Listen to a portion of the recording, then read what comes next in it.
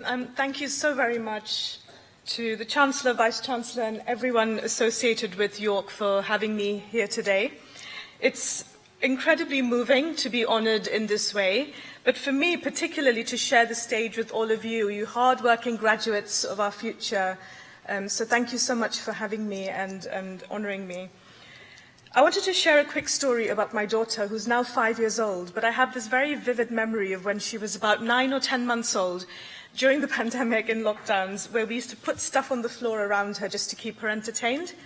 And I remember her face when she picked up a red ball and threw it and kind of saw it bounce, but then she picked up an apple and was very, very confused at what happened when she threw that in a similar way to the ball.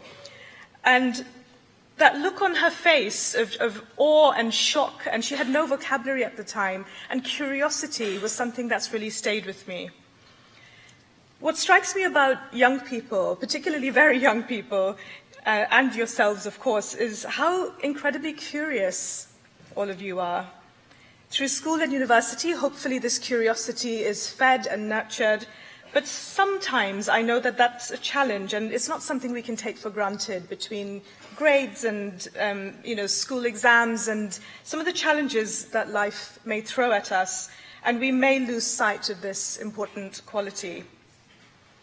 So my career as an engineer and now as an author has seen some really standout moments, today being, of course, one of them. And I've also experienced some difficult lows through my career. I've had to move around, I've had to adapt. I've gone from engineering to writing to speaking. But the quality that I think has got me through in retrospect, and that I now wish to remind all of you about today, is curiosity. So if nothing else, please remember this one word as you go out into the big world. Be curious about the possibilities that are ahead of you. Be curious, especially when things are not going to plan.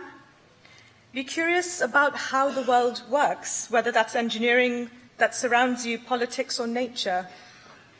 Most importantly, be curious about you. Thank you very much.